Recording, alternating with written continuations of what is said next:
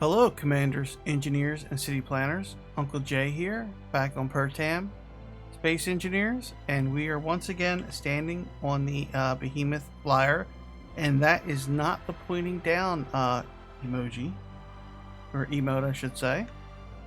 But yeah, I've done some stuff off camera, and we're starting over again, kind of from scratch. The wings are a lot bigger from last time. In fact, I added 2 more of these to the wings, and I think maybe 1 should have been enough. That's a parking brake for right now because we currently have no power. I took out all the batteries and reactors, and everything else. I took out the tanks, the extra thrusters, and yeah, I want to finish this today. I think it's mostly going to be a time lapse, but I feel that it needs a cabin, some passenger seating, a little bridge, you know, to command everything from. And yeah, I think we should do that today. Now, I did some prep work. I had to remove all the stations from the world and all the scenario stations and all that fun stuff, so we can keep our FPS up. But I think we're gonna get into it. We're gonna add some large tanks, some large thrusters, and I'm hoping that 2 of these will be enough. Got rid of the atmospheric thrusters. They were power hungry, and they just weren't really cutting it in the upper atmosphere. We could get to about 750-ish altitude, and that took a while. But as far as flying goes, it flies pretty well. It actually does. And the intro you saw, I tried to do a trench run, Star Wars style, but yeah, we're kind of bigger than the trench, so that didn't work out too well. I guess the only thing now is just to figure out hydraulic tanks. I keep on wanting to say hydraulic tanks. Hydrogen tanks and O2 H2 generators and a lot of fun stuff. Alright, let's get into it.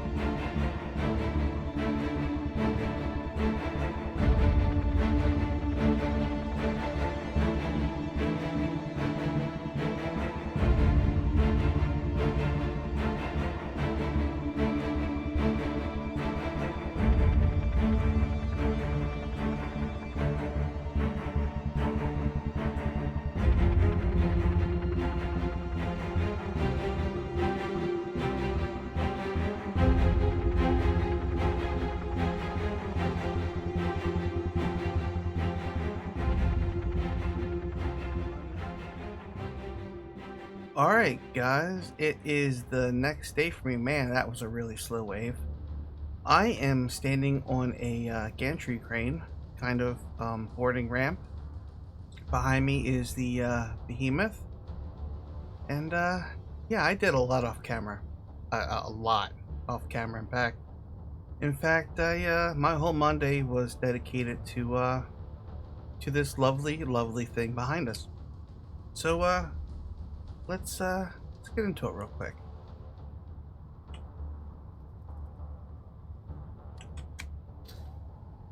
Ow.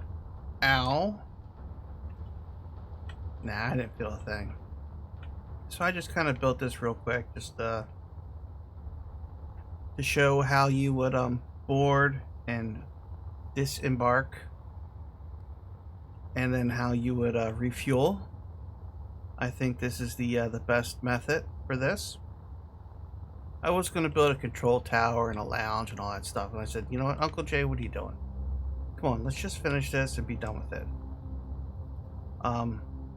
This isn't the newest version. This one over here is. Just a few changes and all that stuff, and there is some stuff I still need to, like spelling and stuff like that. But let's have a quick look around the outside, and as you can see, we added a lot more boosters, a lot more thrust, and yeah, some point defense. Little badging here, lots of lights, lots and lots of lights. Now I did change the wheels here, or the hinge assembly. These ones are at now 20 instead of 23. These ones were at 30 and now they are at 20. And then these are, I think these ones are still at 23 instead of, no, not the spotlight. Come on. Yeah, these are at 20 instead of 23, but these ones are now at 5 instead of 30, because the back ones, I really didn't want the back ones flopping about because of the thruster wash from the I don't want to burn the wheels off. So I thought that was important to do that. And yeah, just the use of the different colors: the white, the light gray, the dark gray, the black, and the orange. Give us a nice color palette. Thought I'd use the orange from the trucks there, which I'm actually quite happy. Just a little bit of detail. So I guess let's just let's go inside real quick. Now these were on the workshop, Pinup something. I'll put a link for all the mods and everything I use in the description, and or the blueprint if I blueprint this. So let me guys know if you want a blueprint of this. This is something you wanna play with. Now I'm using the Whips auto door instead of Izzy's door, and it's one thing I don't like about the Whips doors. You can't change the timing as far as I know, and it doesn't open up the door on the inside. Yeah, but I figured since we're using the Whips wheel script, we should keep everything in the family. But are my lights on? I don't know. Let's do that. Yeah, my lights are on. So let's come to the front here to first class. Get a look at the cabin. You know, if you pay some good money, you can sit up front. And you know, maybe business class or however you want to call it. And then you got your economy class down there in the middle, where you can at least you get TVs to watch. You know, plenty of cargo access. We got a cafe. Let's turn our signals off. We don't need those on. Got a cafe here. We have a bathroom. Oh, OBS hasn't crashed yet. This is the third time attempting this. Wow, the game is just hanging up. Something wrong. All right. we'll just have to go through it. We have our cafe. We got our sandwiches, our snacks, some of my favorite cold drinks, and some hot drinks. We even have tea for our British friends. And yeah, just a little detail work, and then we have got some cabins here. You know, for higher paying customers, they want to take a nap in flight for those really long flights, or you know, whatever they want to do. And then we got our bathrooms and showers, so you can clean yourself up there afterwards. Now I thought about connecting the hallways on the back and whatnot, but it was just easier to make them dead ends. Probably not the best idea, especially if the plane's going to crash. But yeah. And then here we have our staff area, little meeting room. And I'll go through the menus in a little bit, but there is a full assembler and a basic refinery. And then we got some spare parts. I thought that was important. And we come up here to the bridge. And we got some information here. I'm pretty sure this is right as of right now. I haven't done any survival testing. So is damage, did I turn damage back on, or I'm hitting, no, you can't hit Alt F10 from the pause menu there, Uncle J. Okay, damage is turned back on. We're gonna have some fun with this atmospheric mod. Now I feel that the wheel assembly is what makes the Behemoth the Behemoth. So I feel that that's important that they don't get changed or replaced. There's our door script. This one is empty. And then for our beacon, the timers turn our beacon on and off. And it's off longer than it is on, and also flashes the lights on and off. But yeah, I'm quite happy. Very, very quite happy. We are, yes, we are in this one. Alright, so let's oh, that'll close by itself. Let's go over our menus real quick, and then we're gonna go for a flight.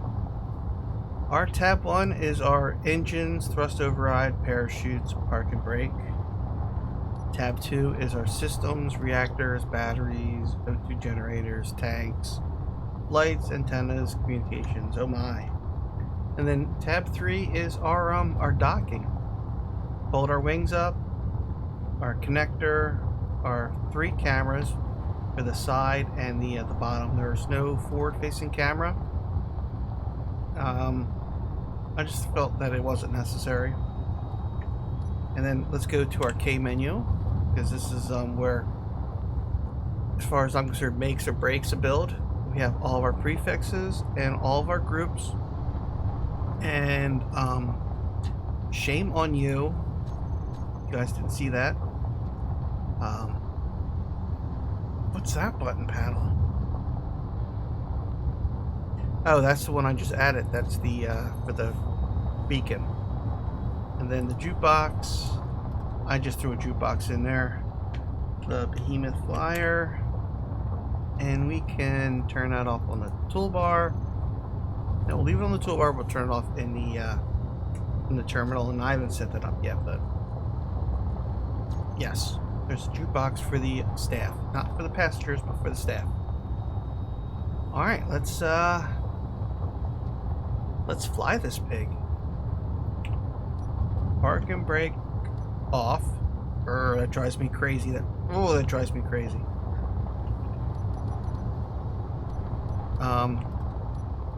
You know what? We're just gonna do the override first, and then number 6 is the big ones. Number 7 is the little ones. And we're gonna get up to our max ground speed. Come on, come on. Yeah, the game's running slow. It wasn't running slow earlier, and I think maybe that's why OBS was failing.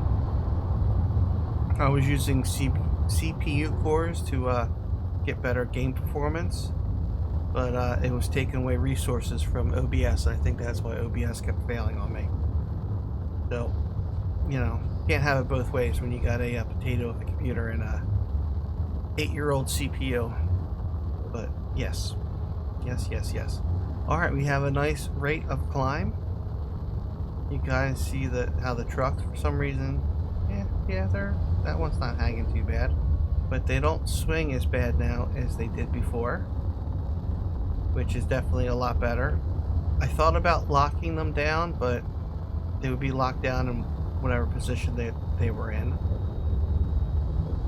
And the gyro set at 50%, which I think it still gives us good control for something this size, but not too overpowering. And quite frankly, I don't even know where I would stick 50 gyros on this thing. I really don't. It would have took up a lot of our interior space. But we have to definitely fly with our nose up. But I think the best thing to end this episode is to let's head for the black and see what happens.